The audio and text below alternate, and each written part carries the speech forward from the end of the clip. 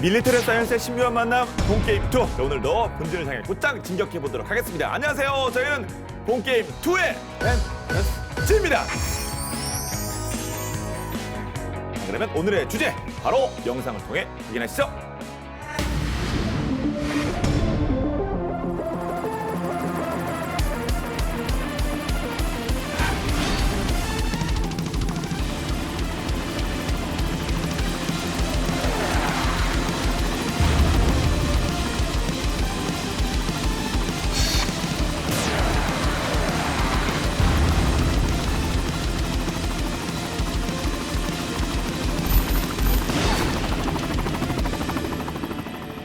소형 무장 헬기, 라이트 아머드 헬리콥터. 아, 이거 진짜 엄청 핫한 이슈 아닙니까? 네. 최초의 우리 국산 기동 헬기가 뭐죠? 수리온 수리온. 아닙니까?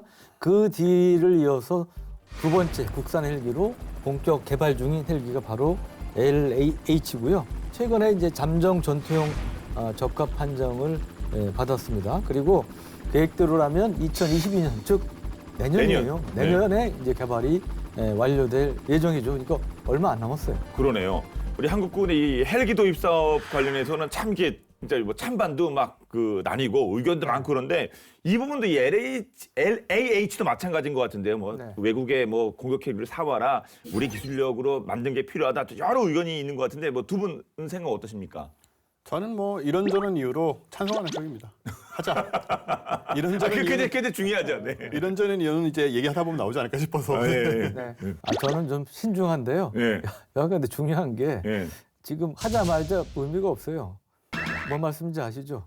이미 진도가 내년 내년에 그거죠. 내년에 예. 개발이- 찬성에 힘을 주자 이겁니다. 예. 그렇죠. 내년에 그렇죠. 개발이 끝나기 때문에 예. 이걸 해야 되냐 말아야 되는 의미가 없는 거고요. 다만 이 사업을 처음 시작할 때 논란이 있었습니다. 이 방산, 항공 산업 측면에서는 긍정 당연히 해야 된다는 예. 쪽이었는데 이제 소위 군사 무기 전문가 마니아들을 포함해서는 과연 이게 실효성이 있느냐 여러 가지 이제 가성비라든지 뭐 그 부분에 있어서 이제 논란이 있었다는 말씀까지만 드리겠습니다. 네.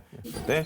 이대로라면 2022년 개발이 네. 완료될 예정인 LAH인데, 네. 근데 여러 가지 면에서 이거 주목받는 이유가 있다고 그럽니다. 일단 최근 세계 군용기 시장에서 네. 이 주목받는 대세 중에 하나가 멈티라는 건데요. 멈티요? 멀티 아니고 먹티 아니고 멈티. 예. 멈티. 네. 그거 진짜- MUM하고 예. 줄 긋고 T라고 쓰는데 예. 유무인 복합 운영 체계. 그러니까 맨드는 이제 유인이고 언맨드는 무인이니까 이걸 이제 팀을 이뤄서 뭘 하겠다 이런 의미로 보여지죠. 말 그대로 조종사가 탑승한 유인기하고 그다음에 무인기가 한 팀을 이뤄서 임무를 수행하겠다. 이제 이런 개념인데요. 좀 약간 SF스럽고 좀 그렇잖아요. 예, 그렇죠. 우주전쟁에 나오는 것 같은 그런 그렇죠. 느낌이에요. 이제 마치 그 엑스윙에 R2D2 태우고 다니는 것처럼 약간 예. 물론 그거는 한 개의 우주선에 둘이 인간하고 기계가 같이 타긴 합니다만은 근데 이게 이미 현실화 단계에 와 있는 것이고 그 주역이 바로 LAH고요. 이게 제가 LAH를 또 좋아하고 찬성하는 이유인데 소형 무장 헬기에 무인기를 결합을 해서 정찰, 탐색, 표적 공유까지 이제 가능하게 하자. 굉장히 다양한 가능성을 가질 수가 있잖아요. 근데 이제 물론 이 멈티 기능을 적용하려면 뭐 영상 데이터 획득 부분이라든가 스트리밍 비디오라든가 이런 무인기하고 데이터를 실시간으로 공유할 수 있는 사양으로 개량이 필요하다는 점이 좀 숙제라고 할 수 있죠. 예. 지금 이 영상이 나오는 게 이제 LAH입니다. 그리고 LH 멈티 같이 이제 출동을 해서 호의를 받으면서 전장 지역에 출동을 하는데요. 이 앞에 보면 이제 분담급 무인기가 작전하면서 정보를 이제 전달을 하고 있고요. 근데 이 LAH에 이런 소형 무인기가 장착이 됩니다. 미사일 발사통처럼 보이는 게 있죠. 예. 밑에 보면 좌우로 두 개씩 배달통처럼 생긴 거, 배달통. 네 개가 예. 달려 있는데 예. 여기에 이제 소형 무인기들이 하나씩 들어있는 거예요. 그러니까 네 개의 무인기가 들어가 있는데 여기서 발진을 하는 거죠. 나오면서 날개를 펴는군요. 날개를 지금 이 펴면서 그림상에는. 예. 이제 발진을 합니다. 오. 그리고 이 무인기 밑에 보면 튀어나와 있는 게 보이는데 그게 이제 카메라고요. 날개가 이렇게 돌아가면서 이제 펼쳐지고 프로펠러 추진기가 이제 작동을 합니다. 적 전장 상황을 이제 수집을 하게 됩니다. 여기 뭐가 있다. 이게 있다. 이제 파악했네요. 네, 그다음에 이제 뭐 예를 들어 이런 레이더라든지 탐지를 해서 LH에 이제 전달을 하죠. 예. 그러면 예. 여기 이제 LH의 이런 정보들, 영상들이 나타납니다. 시연이 돼요. 위에 보시는 게 이제 폭격기 나오는 게 이제 KF-X 한국형 전투기고요. 무인기들이 수집한 정보가 LH뿐 아니고 KF-X 이런 데도 다 실시간으로 전송이 된다는 얘기죠. 그래서 이걸 토대로 해서 LH도 아니면 KF-X든 미사일 폭탄을 쏴서 이제 표적을 무력화를 이제 할 수가 있는 것이고요. 네. 두목이 있는 곳이 차량이 파악됐다. 그리고 와. 필요할 경우는 이 무인기 자체가 자폭도 할 수가 있어요. 예. 자폭 무인기로. 예. 그리고 지금 보이시는 영상은 이 수리온에서 이 무인기들이 이제 발진이 돼가지고 정찰, 감시 정찰을 통해서 정보를 수집해서 수리온 등에 알려주게 됩니다. 진짜 그 미래전 느낌이 확 나는데요. 그렇죠. 그러니까 이건 한두 대가 아니고 수리온 좀 덩치가 크잖아요. 그러니까 네. 상당히 여러 대의 소형 무인기들을 발진을 시킬 수가 있죠.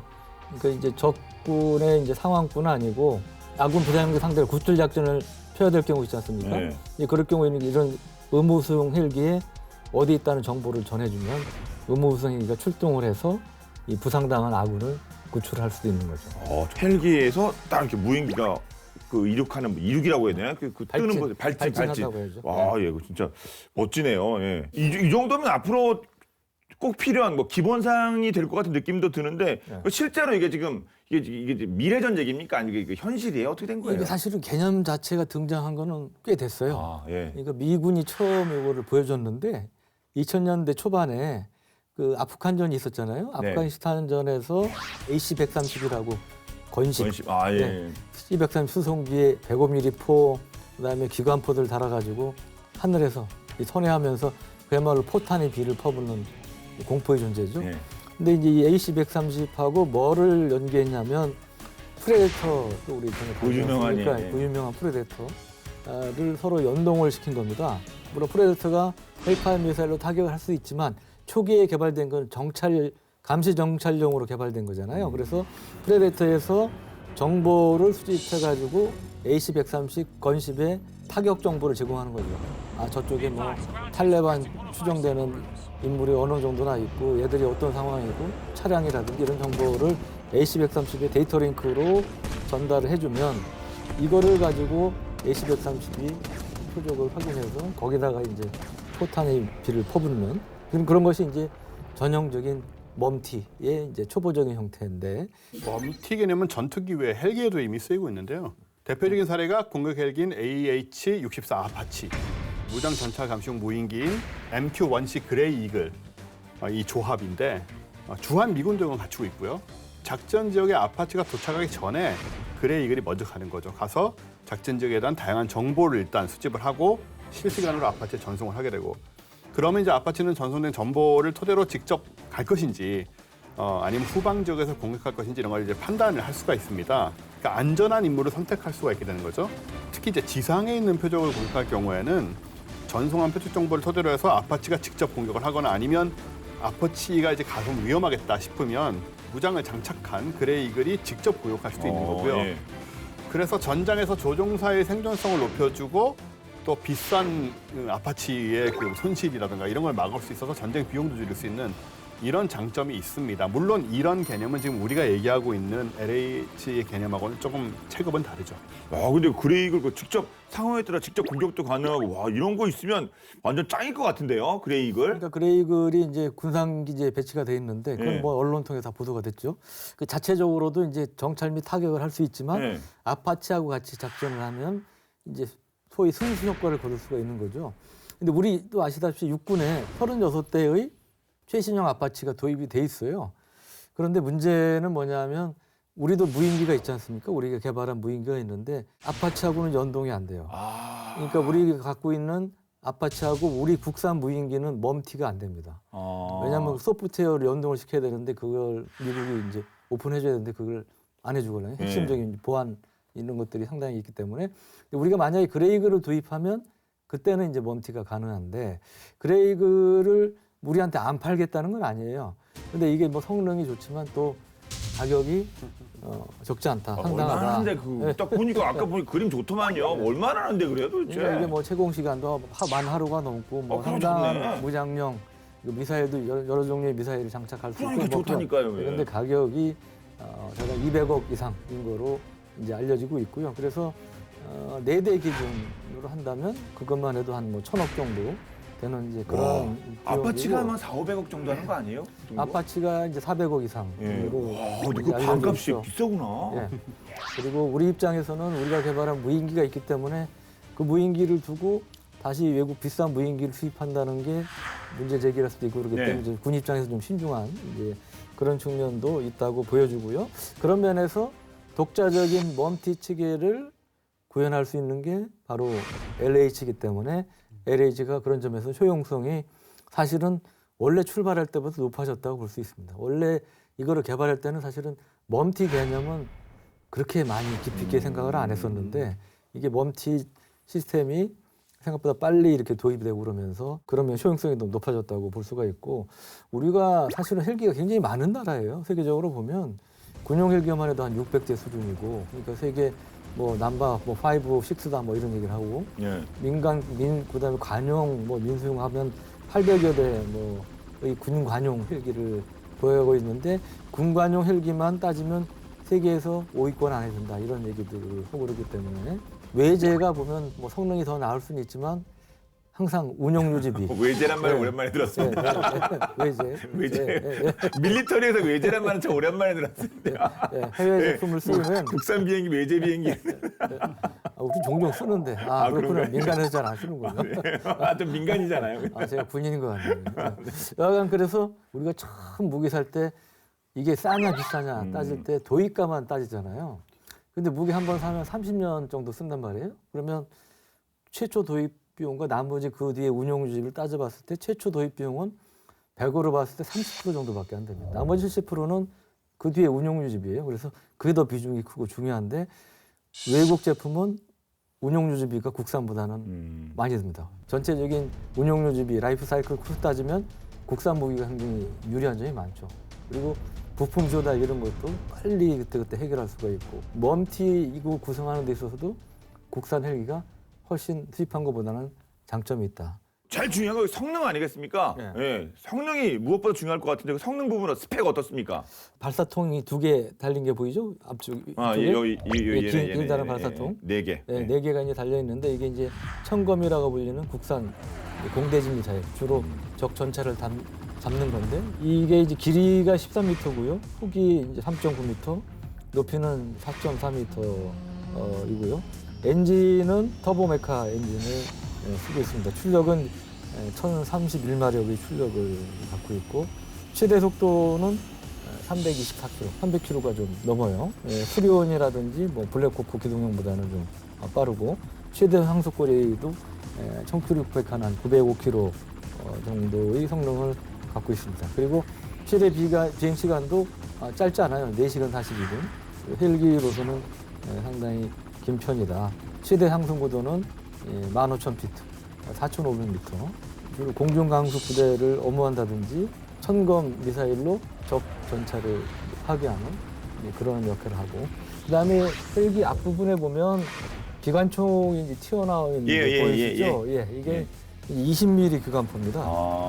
이거는 이제 경장갑 차량이라든지 파괴하는 데 활용할 수가 있고 천검 미사일 대신에 70mm 로켓탄 포드도 옆에 이제 장착을 이제 할 수가 있습니다. 그리고 여기에 이제 여러 센서들이 붙는데 저기 미사일이라든지 아니면 레이더가 탐지하는 그런 징후가 있으면 경보를 해주는 이제 그런 장비들도 있고 그다음에 저 열추적 미사일이 발사가 되면 그걸 회피할 수 있는 체프라든지 플레어 이런 뿌리면서 가는 기만 거죠. 장치들, 예. 기만 장치들도 있고요.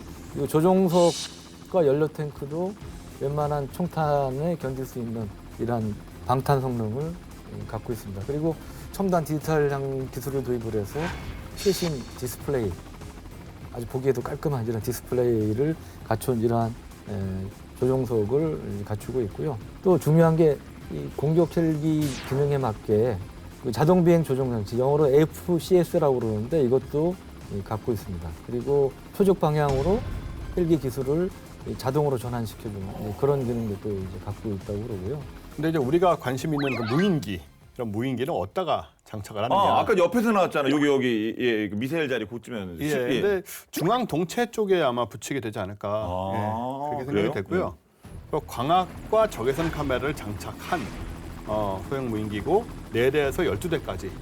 또 아까 자폭 기능 얘기가 나왔는데 그 자폭 기능을 가진 소형 무인기는 이스라엘 IAI사의 미니 하피라는 기종을 국산화해서 쓰자 이런 식으로 검토를 하고 있고요. 이 무인기 가격은 한 대당 10억에서 20억 원 수준이니까 어쨌든 아까 뭐 200억 이런 거하고는 좀 차이가 많이 나죠. 그러게요. 10분의 1 또는 20분의 1 정도 되는 것 같습니다. 예. 야, 근데 무인기까지 탑재되는 헬기다. 야, 진짜 엄청나게 기술 발전하고 있는데요. 근데 이 헬기 우리 좀 시작부터 한번 살펴볼까요? 그게 언제부터 2차 대전이었던가요, 그게? 그러니까 우리가 이제 그 무장 헬기를 이해를 하려면 네. 어디 있는지 알아야 되잖아요. 저기 그쵸. 어디 있는지 알아야. 그러니까 눈과 귀가 중요하죠. 그거를 파악할 수 있는. 이제 그래서 이제 정찰 헬기가 중요하다는 얘기인데 그 6.25 전쟁 때 사실은 헬리콥터가 본격적으로 이 역할을 하기 시작한 그 전쟁이라고 볼 수 있어요. 물론 네. 가장 광범위하게 널리 활용된 거는 베트남 전이지만 예. 6.25 전쟁 때는 주로 의료용이라든지 뭐 이런 의무성용으로 이제 헬기가 좀 각광을 받았는데 미국은 이 항공기술 발달과 함께 이 회전식 항공기 헬리콥터의 군사적 가치에 이제 40년대 이미 주목을 합니다. 그래서 그 당시에 민수용의 벨 47이라는 게 있었는데 요것을 군용으로 개재한 이제 YR-13, H-13을 각각 도입을 해서 정찰 및 연락용으로 이제 활용을 하기 시작하고요. 그리고 말씀드렸듯이 6.25 전쟁 때는 그 의무성용, 또 정찰, 관측, 그다음에 포병 활용 유도 뭐 이런 용도로 이제 활용을 합니다.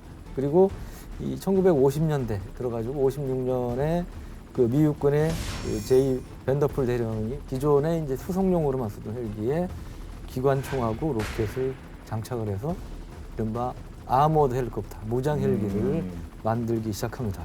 1962년에 베트남에 파병된 UH-1A, 우리가 쓰는 최신의 UH-1H죠. 예, 그게 아직까지도 있어요. 그런데 여하간 그때는 A형, 이게 수위가 그때 이제 39경 기관총하고 2.75인치 로켓탄을 장착을 하고 베트남전에 투입이 돼서 월맹군이나 베트콩으로 이제 공격을 해서 공포의 대상이 되죠. 그때 이제 낮게 비행하면서 빠른 속도로 스쳐 지나가면서 타격을 하니까 이제 그 당시에는 위협적인 이런 존재가 됐고 그때 약 5개월간 1,800시간을 운용을 하는데 이때 막상 써보니까 이 무장 헬기의 호위를 받는 수송 헬기, 또 뭐 지금 UH-1 계열이겠죠. 이 수송 헬기 그 피해가 훨씬 줄어들었다고 합니다. 공격 헬기로 만들어진 코브라가 나온 것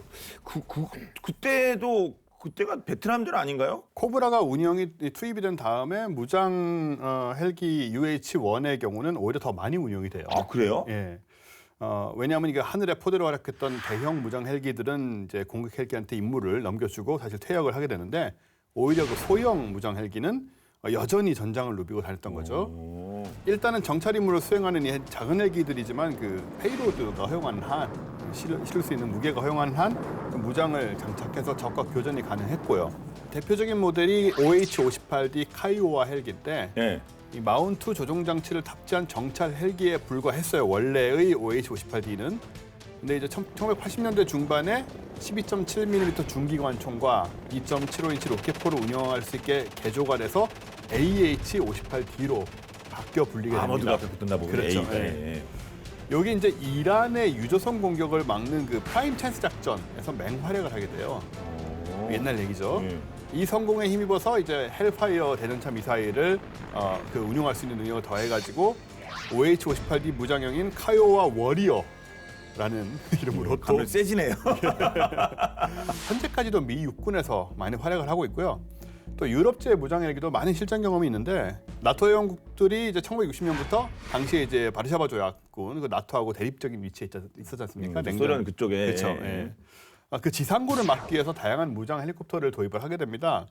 그때 도입된 것이 독일의 그 MBB, 그러니까 메사슈미트 볼코프 블롬이라고 회사의 이름의 줄임말인데요. MBB의 이제 BO-105하고 그다음에 이탈리아의 아우구스타 A109, 그리고 영국 웨스트랜드의 링스, 그리고 프랑스의 아에로 스페셜이라는 회사의 그 알루에 3와 가젤 이런 것들이 대표적인데 이 헬리콥터들은 이 각국의 요구에 따라서 HOT 대전차 미사일이나 아니면은 토우 대전차 미사일 이런 것들을 4발에서 8발까지 장착을 하고 언덕이나 숲 뒤에서 이제 매복 공격하는 작전을 구사한 거죠. 크기가 작으니까 그게 가능했던 것이고.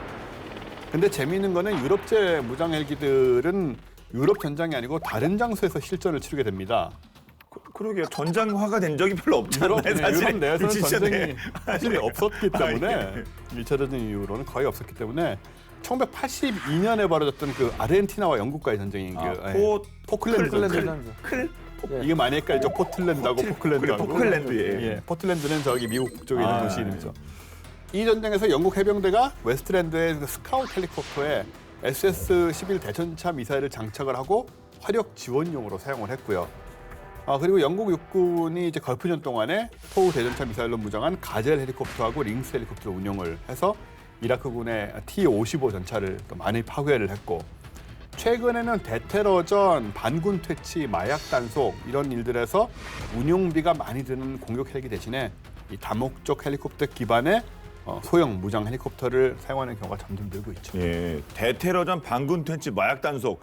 사실 우리랑은 좀 약간 다른 게 됩니다. 우리가 LAH를 쓰면은 어떻게 쓸 걸까? 운영은 어떻게 해야 되는 겁니까? LH의 주 임무 중에 하나로 이제 전차 경멸을 꼽을 수 있을 것 같은데, 요즘 이제 북한군 전차 기세가 좀 무섭습니다. 예.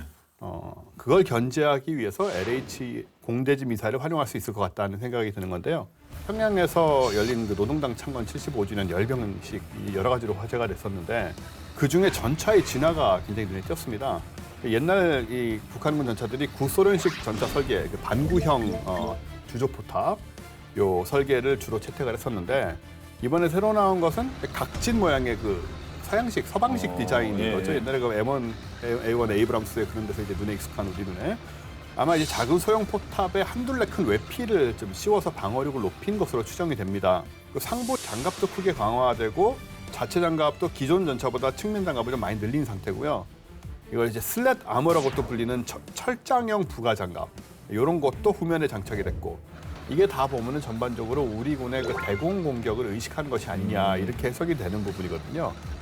근데 북한군 전차 4,300여 대 중에 1,400여 대의 3세대 신형 전차가 현재 이제 전방 기갑부대에 또 집중 배치가 된 3분의 1 정도 벌써. 예. 네.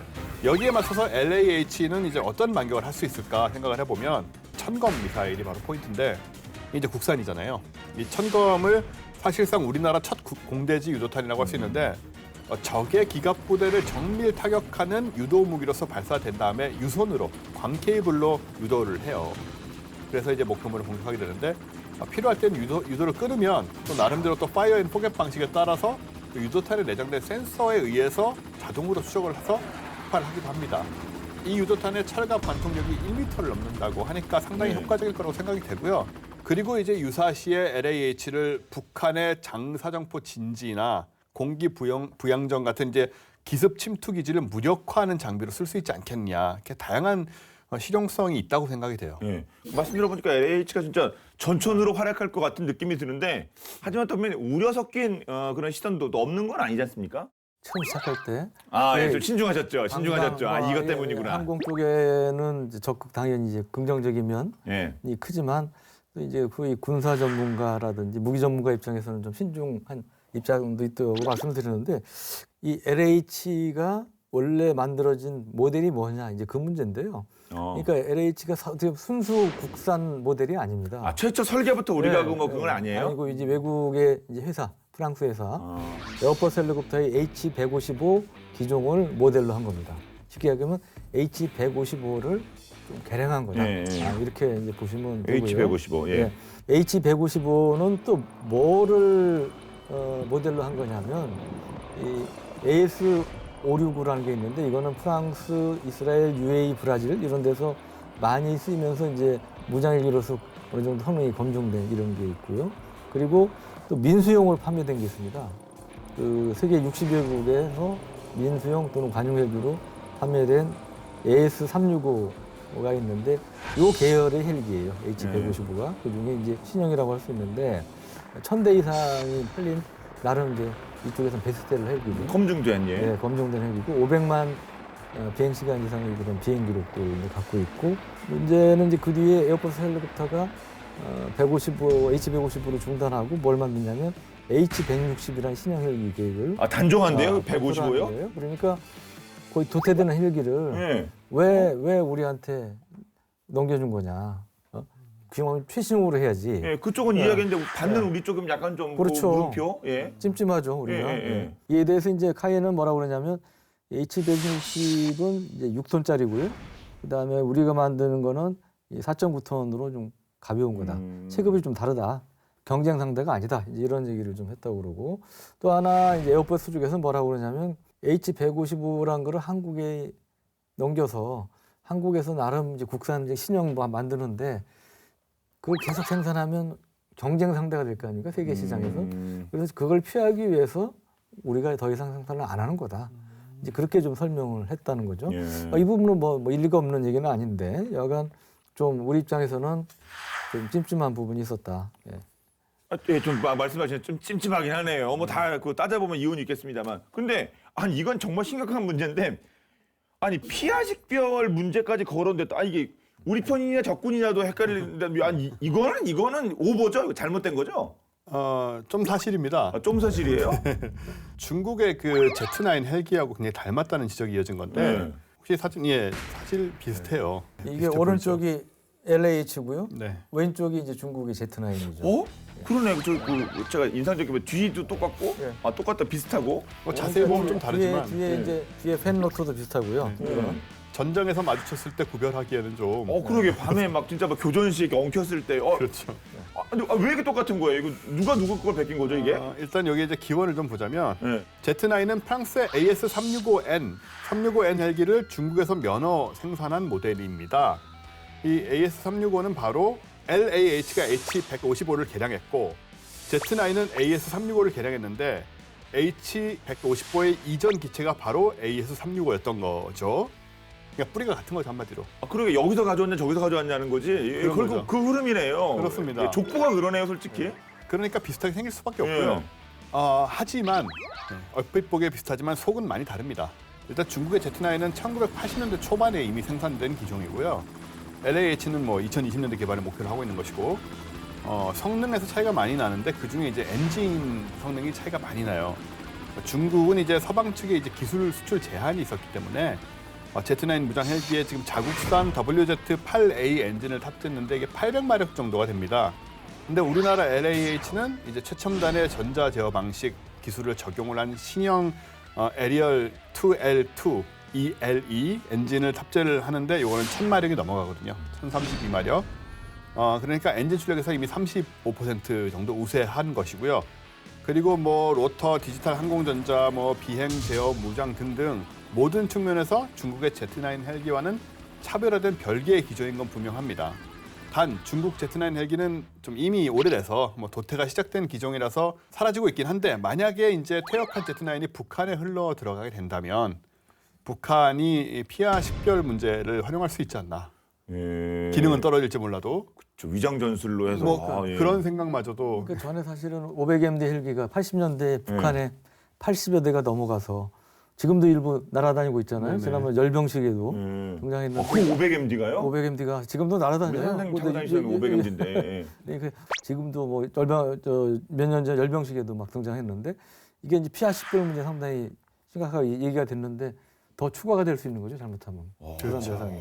그러게요. 우리 LH는 앞으로 많이 또 활용해야 되는 그런 기종인데. 예. 근데 중국도 무장 헬기, 뭐 미국, 뭐 러시아 말할 것도 없고 진짜 좀 나름 군사력에서 얘기 좀 하는 나라들은 다 하나씩 갖고 있네요. 이렇게 그 무장 헬기를. 일단 중국도 이제 Z9도 지금 업그레이드가 돼 있고요. 예. 그래서 Z9W라고 1987년부터 이미 운영을 하고 있고요.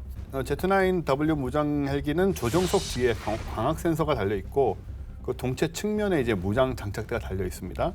그리고 이것의 또 개량형인 Z9WA 점점 복잡해집니다만은 자료 준비하는데 빡세셨겠는데요, 이렇게. WA는 기수 아래에 전자 광학 적외선 센터 터렛이 또 장착이 돼서 야간 작전 능력도 개선이 돼 있는 상태입니다. 또 무장은 HJ-10 대전차 미사일 그리고 TOI-90 공대공 미사일들을 운용할 수 있는 이런 업그레이드를 또 해놨습니다. 네. 중국 하고 이제 인도가 보면 계속 옛날부터 안 좋잖아요. 아 요즘은 더 안 좋아졌고, 예, 아 그렇죠, 예, 그렇죠, 예. 그렇죠. 예, 그다음에 역사적으로도. 뭐 예. 그 무지막지하게 못 박힌 뭐 아, 때렸다 예. 뭐 찍었다 어쩌고 무지막지한 싸움도 있고 그랬는데 약간 이 인도에도 이 중국하고 이런 분쟁 계속 분쟁 중 인도에도 무장 헬기가 있어요.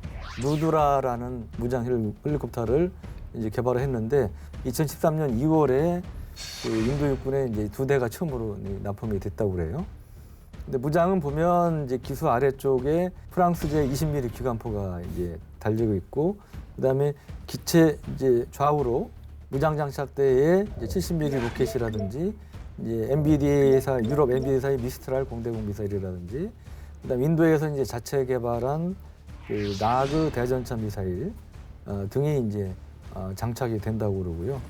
근데 이 루드라 무장 헬기는 말이 무장 헬기 사실 거의 공격 헬기에 버금가는 이러한 무장 능력을 갖고 있고 또 방어 장비도 제법 갖추고 있다고 그래요. 사브사의 그 통합 방어 장치가 있고 레이더 경보 장치 RWR이라고 그러는데 이런 거 적외선 교란 장비 체프하고 플레어 이것도 들어있다고 합니다. 네. 그리고 이제 일본이 우리나라보다 먼저 헬기 개발 능력을 갖췄는데 역시 무장 헬기가 있습니다. 이 가와사키 오토바이로 유명한. 예, 하야카. 네. 네. 뭐 그래 여러 가지가 있죠, 그쪽도. 네. 이름이 좀 어마무시한 예, 별명이. 예. 그쪽 세계도 이제 들어가기 시작하면 끝이 예, 없는 세계인데 예. 이 가와사키 OH-1이라는 기종인데 일본이 독자 개발한 무장 정찰 헬기죠. 일본은 이제 공격 헬기란 말 같은 거 쓰지 않으니까 뭐 자위대 말만 그렇게 정찰이라고 붙였겠죠. 예, 근데 사실은 유명한 AH-1 코브라나 A-129 망구스타하고 비슷하게 생겼어요. 그러니까 완전히 공격 헬기 같은 그런 외형을 갖고 있고요. 각 잡고 만들었는데 또 그러니까요. 자위대고 하니까 또 뭐. 네, 정찰용이라고 예. 얘기하고 있는 거죠. 무장은 91식 공대공 미사일만 장착을 했는데 아시다시피 일본이 공대지 미사일을 장착하는 건 굉장히 골치 아픈 문제가 됩니다. 아, 그럼 공격이 될 수도 있고 예, 지상 침략이 될 공격. 수도 있고. 아, 그러니까요. 그러네. 그 세계 최초로 무관절 로터를 적용한 기종으로 이제 기술 혁신을 인정받아서 1998년에 미국 기종 이외 최초로 하워드 휴즈상, 이게 이제 헬리콥터 설계 및 기술 개발에 있어서 눈에 띄는 혁신을 이뤄내준 공로를 인정하는 상이에요. 이런 상도 있어요. 하워드 휴즈는 그 유명한 사람이죠. 돈 많으신 분 아니에요? 돈 네. 많고 나는 거 좋아하시는 분이었죠. 네. 이제 뭐 세계 최대의 수륙량용 그렇죠. 항공기도 막 만드시고. 예. 아, 그래요? 이 상을, 이 하워드 휴즈 상을 수상한 또 이력까지 있습니다. 예. OH-6 별명이 뭔지 아세요? 아까 뭐 어마무시한 이름을 갖고 있다고 그랬는데 닌자입니다. 닌자. 그래서 근데 생긴 거는 뭐 닌자 같은 아주 날카롭지는 않아요. 근데 약간 그 무장은 원래 능력에 비해서 좀 덜 갖춘 뭐 그런 거라고 네. 이제 볼 수가 있겠죠. 보면 이제 중국의 경우 그 Z9이라든지 이런 거에 이제 한계를 느끼면서 Z19라는 걸 개발했어요. 그래서 Z9을 대체하고 있는 이제 이런 상황이고, 인도의 경우도 루드라 무장 헬기가 좀 본격 운용하기에는 적합지 않다 이런 이제 판단하에서 도입 물량을 대폭 줄였다고 합니다. 예. 그래서 대신에 별도의 전용 무장 헬기인 LAH가 아니고 예. LCH. 근데 이게 우리가 이제 민군 두 가지 형태로 개발하고 있어요. 예. 그 민간형은 LCH예요, 이름이. 11년 이렇게 가나요? 네, 11년. 그래서 예. 우리 저 LCH하고 이름이 동명이인 비슷하게 이제 그런 형태인데, 일본의 경우도 아까 말씀드린 OH-1이 원래 무려 250여 대가 도입될 예정이었는데 구성품상의 문제가 있고 그러다 보니까 일본 무기가 이제 상당한 기술력을 가진 게 많은데 항상 태생적인 치명적인 한계가 있어요. 뭐냐? 비싸다는 거. 항상. 그래가지고 아파치 같은 경우도 무려 한 대에 1,000억 원이 넘어가서. 그거 더블 아니에요, 그러면? 더블? 그러니까 더블이죠. 응. 더블 이상인 거죠. 그러니까 어떻게 앞에 F-15K보다 비싸요, 아파치가. 와. 그래가지고 도입 물량이 엄청 줄었죠. 예. 그러니까 이 OH-1의 경우도 이게 대당 270억 정도여서 무장 헬기 치고는 엄청 비싼 거예요. 그래서 결국 34대를 끝으로 해가지고 이제 생산이 이제 중단이 됐다고 합니다. 네, 중국도 뭐 인도도 일본도 독자 개발하는데 좀 어려움은 봉착해 있는 그런 상황이긴 하나 보네요. 그런데 진짜 각광을 받아서 야 이거 이제 차세대 슈퍼스타 헬기가 될 거라고 기대를 받았는데 아깝게 안타깝게도 그 자리에 오르지 못한 비운의 헬리콥터가 있다고 그러면 도대체 누구일지 뭘지 비운의 헬리콥터 궁금해지네요. 본방 야사에서 확인해 보시죠.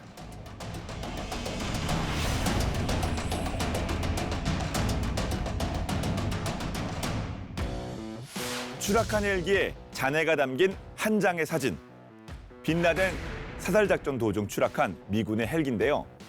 집마당에 추락한 이 헬기의 정체를 두고 많은 사람들의 관심이 쏟아지기 시작했습니다. 추락하고 남은 꼬리 날개 부분에 잔해가 스텔스 형상을 띠고 있었기 때문인데요. 이후 각종 매체와 밀리터리 마니아들은 미국이 빈라덴 사살 작전에 스텔스 헬기를 사용했다는 주장을 하며 일제히 이 헬기를 떠올렸습니다. 세계 최강이 될 뻔한 비운의 스텔스 헬기 RAH-66 코만치입니다.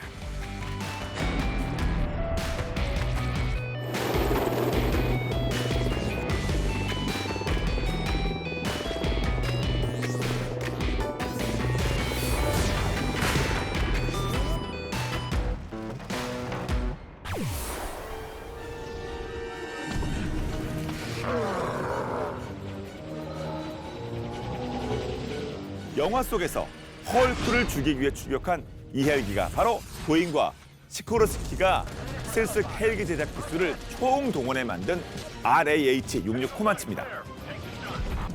매우 빠른 기동성과 화력으로 기세등등하게 헐크를 제압하는 줄 알았지만 처참하게 추락하고 말았죠. 이렇게만 보면 이게 무슨 세계 최강이 될 뻔한 헬기야 싶겠지만 이건 어디까지나 영화 속 장면일 뿐 주인공인데 여기서 죽을 수는 없잖아요. 일단 헐크가 무자비하게 센 걸로. 자, 아무튼 영화 속 모습과 달리 실제 RAH-66 코만치 헬기는 엄청난 스펙을 자랑하는데요. 현존하는 최고의 공격 헬기 아파치와 비교를 하자면 레이더 반사율은 663분의 1, 적외선은 2.74분의 1, 소음은 1.6분의 1로 낮춰 생존성을 높였습니다. 여기에 뜨거운 배기가스를 테일로터 공기에 섞어 배출하는 신기술을 접목해 적의 열 추적 미사일을 따돌릴 수 있도록 했죠. 또 정찰이 주요 임무인 헬기였지만 적과의 조우를 대비해서 무기를 장착할 수 있도록 설계했는데요. 기본 무장으로 XM301 20mm 포와 내부 무장 수납 공간과 외부 보조 날개를 포함 총 14개의 헬파이어 미사일이나 28개의 스팅어 미사일 혹은 56발의 2.75인치 히드라 로켓포를 탑재할 수 있었죠. RAH-66 코만치의 스펙은 이게 다가 아닙니다. 아파치보다는 작은 체구지만 민첩하고 기동성도 빨랐는데요. 측면 비행과 후진 속도는 무려 시속 120km가 넘었는데 현재 제식화된 공격 헬리콥터 중 가장 빠른 KA-50 호커미 시속 100km가 넘는 수준이라는 걸 생각하면 거의 엄청난 성능이 아닐 수 없었습니다. 이 엄청난 스펙에 미 국방부는 환호했고 현존하는 헬기 중 단연 최고가 될 거라 확신하며 개발에 박차를 가하게 됩니다. 하지만 코만치의 개발은 쉽지 않았습니다. 최신 기술을 접목해서 만들다 보니 처음 예상했던 비용보다 훨씬 많은 한 대당 8,100만 달러라는 엄청난 비용이 필요했던 것이죠. 그럼에도 최강의 타이틀을 앞둔 만큼 포기할 순 없었습니다. 그러던 중 걸프전에 참전한 아파치가 기대 이상의 성과를 거두면서 여기에 대적할 적수가 사라지게 되었고 거기에 플러스로 아프간전과 이라크전에 등장한 UAV가 통찰과 여러 군사 지원 임무를 맡아 활약하면서 당시 국방장관이었던 도널드 럼즈펠드는 고민에 빠지게 됩니다. 굳이 막대한 예산을 투입하면서까지 코만치를 만들어야 할까? UAV의 활약이 입증된 지금 돈과 인명의 리스크가 큰 정찰 헬기가 필요할까? 결국 1990년부터 10년 넘게 진행됐던 RAH-66 코만치 개발은 2004년 정찰 헬기에 대한 필요성과 예산 부족이라는 명목으로 도널드 럼즈펠드에 의해 막을 내리게 됩니다. 가뜩이나 그 당시 크루세이더가 취소된 상황에서 코만치마저 취소됐다는 소식이 들리면서 사람들은 분노하기 시작했습니다. 밀리터리 마니아들은 말할 것도 없었죠. 그런데 미국은 다른 국가와 비교도 안 될 만큼 자금 동원 능력과 기술력이 탁월한 나라인데 그럼 미국이 예산 부족으로 코만치를 포기했다? 물론 개발 비용이 턱없이 비싸긴 했지만 UAV의 역할과 가치가 입증되고 있었지만 세계 최강 헬기라는 코만치를 심지어 스텔스 헬기라 자부심 넘치던 그 헬기를 예산 부족이라는 이름으로 포기를 하다니. 하지만 미국이 예산이 부족했던 건 팩트죠. 그 당시 국가 부채가 상당했는데 그렇게 된 데에는 다 이유가 있었습니다. 바로 코만치 개발을 취소시킨 도널드 럼즈펠드 때문이었죠. 미국 아프가니스탄 전쟁에 집중해야 할 상황에 이라크 전까지 전쟁을 확장시키며 미국에 상당한 무리를 주었는데요. 2004년 기준 약 2년간 이라크전에 사용된 비용만 1,194억 달러가 들어가면서 미국의 부채가 쌓이기 시작한 겁니다. 이 때문에 미국 예산이 악화되어 각종 침묵의 계획에 판이 깨진 거죠. 거기에 운 없게도 RAH-66 코만치가 끼어 있었던 거고, 독선적이고 고집불통인 성격으로 유능한 관료에서 미국 역사상 최악의 국방장관으로 등극하게 됩니다. 어쨌든 도널드 럼즈펠드에 의해 개발 취소된 코만치는 시제품 8대만을 남기고 세계 최강 헬기에서 비운의 헬기로 전락, 역사의 저편으로 사라지는 줄 알았는데 빈 라덴 사살 작전 때 스텔스 헬기가 등장하면서 코만치 부활에 대한 기대가 꿈틀거리가 된 거죠. 미국은 여전히 스텔스 헬기에 관련해 침묵을 지키고 있지만 그 실체에 대한 논란은 지금도 계속 이어지고 있는데요. 경납고에 계속 참들어 있는지 몰래 개발이 되고 있는지는 미국만이 알겠지만 멋진 외형과 최고의 스펙을 자랑하는 만큼 언젠가는 꼭 등장해 세계 최강의 헬기란 타이틀을 차지하는 날이 왔으면 좋겠네요.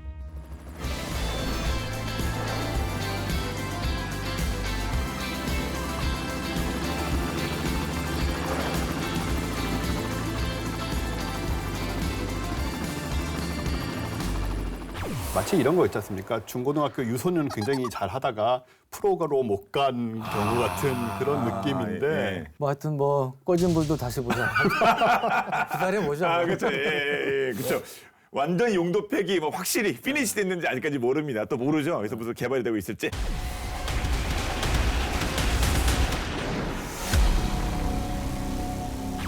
자, 우리 LAH의 미래에 대해서 살펴볼 시간이 됐는데 숙제도 또 많겠죠. 다른 나라도 보니까 이렇게 뭐 도입량을 줄이고 뭐 비싸서 또 이렇게 뭐 방향을 틀고 이랬다고 하니까요. 본격적인 공격 헬기는 아니고 일부는 이제 병력 수송과 일정 정도 타격력을 겸한 용도로 해서 이제 무장 헬기를 갖춘 나라가 있고 또 이제 국방비를 많이 쓸 수 없는 중소국들 그런 경우에 이제 자기들 형편상 경제력이라든지 예산 문제라든지 이런 거 형편상 이제 무장 헬기를 어쩔 수 없이 이제 도입하는 경우가 있는데 우리 경우는 어떤 것을 택할 것이냐.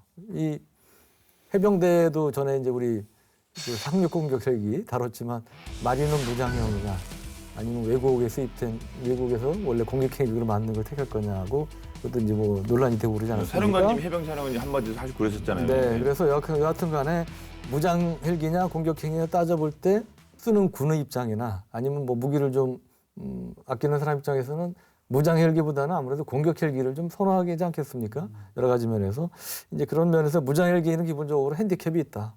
항공기 형태도 원래 공격 헬기는 창처럼 날렵한 형태로 하지만 무장 헬기는 원래 기동 헬기에 이제 장착한 게 많으니까 사람을 많이 태워야 되니까 기본적으로 둔중한 형태, 어떤 회피 기동이라든지 이런 것들이 아무래도 좀 공격 헬기보다는 불리할 수가 있다. 베트남전에도 처음에는 이제 UH-1 수송 헬기에 무장을 장착한 무장 헬기가 등장했지만 결국은 완전히 설계를 다시 해서 창처럼 날카로운 건식 H-1 코브라가 등장한 거 아니겠습니까?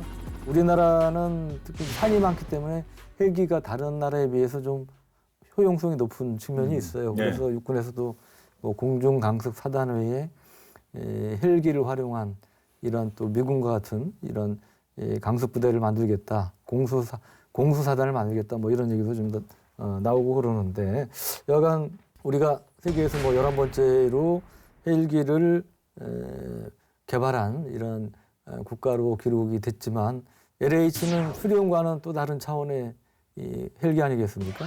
이거는 이름은 무장 헬기지만 거의 공격 헬기에 가깝게 처음부터 만들어진 그런 헬기이기 때문에 어떤 우리 무기 기술, 항공산업 기술 측면에서는 또 긍정적인 면이 있다. 이렇게 좀 볼 수가 있을 것 같습니다. 사실은 공격 헬기하고 짝을 이뤄서 소형 무장 헬기가 전장에 나갔을 때 그 시너지가 있습니다. 미 육군이 이제 미래 전장에서 유인 정찰 헬기의 효용 가치가 높다, 무인기가 아닌 유인 정찰 헬기의 효용 가치가 높다고 판단을 하고 있는 부분이 요건데요. 무인 항공기가 아직 그 대체 불가능한 영역이 많이 있습니다. 아직 좀 부족한 면들이 좀 있고 주로 이제 중고도 이상 고고도에서 임무를 수행하게 되는데 그래서 이제 고가치 전략 자산으로 분류가 되지만 반대로 이제 중대 이하 제대의 작전을 저고도에서 지원하는 무인 항공기들은 탐지 식별 능력은 물론이고 탐지 범위나 임무 수행 시간 등에서 유인 정찰에게 성능을 지금 넘어서지 못합니다. 낮게 돌아다니는 이런 세밀하게 작업을 해야 되는 작전을 해야 되는 부분에서는 유인기가 훨씬 지금 유리하다는 거죠. 주로 이제 저고도에서 임무를 수행하는 회전익 무인기의 경우에는 돌풍이나 난기류 같은 그런 거에 이제 취약하기 때문에 유인기가 유리하다라고 생각할 수 있고요. 그래서 이제 유인 정찰 헬기의 경우에는 무기 체계의 발전 덕분에 이제 생존성하고 치명성을 더 확보를 할 수 있게 된 상태이기 때문에 점점 대형화되고 있는 대형 공격 헬기를 상호 보완할 수 있는 대안으로 접근할 수 있지 않겠느냐. 그래서 이제 강대국들이 공격 헬기나 무인기에 집중할 때 우리는 소형 무장 헬기로 그 틈새를 노리자. 이런 생각을 할 수 있는 거죠. 네. 2022년 내년이죠. 개발 완료될 예정이라고 하는데 많은 분들이 우려하는 만큼 우려를 좀 극복하고 불식시키고 장점을 극대화하는 그런 모습으로 마지막 완성된 모습으로 딱 나타났으면 좋겠습니다. 자, 오늘 본게임은 여기까지입니다. 저희 본게임은 국방TV 앱을 통해서 언제든지 즐기실 수 있으니까 많은 활용 부탁드리도록 하겠습니다. 그럼 저희는 다음 주에 더욱더 재밌고 화끈한 무기여기로 돌아올 것 같습니다. 인사드리도록 하겠습니다. 네, 지금까지 저희는 본게임 2의 지였습니다. 고맙습니다. 네, 고맙습니다. 헬기, 예. 그러니까 LH는 사실은 처음 굉장히 솔직히 부정적인 그런 걸 적지 않았는데 이제 긍정적인 이제 그런 것들을 나오고 있고 얘기했듯이 먼티를 잘 활용하면 LH 가치를 더 높일 수 있지 않을까 그런 생각이 드네요. 그림 보니까 딱 나오던데 진짜 이렇게 딱 미리 보내서 하고. 예.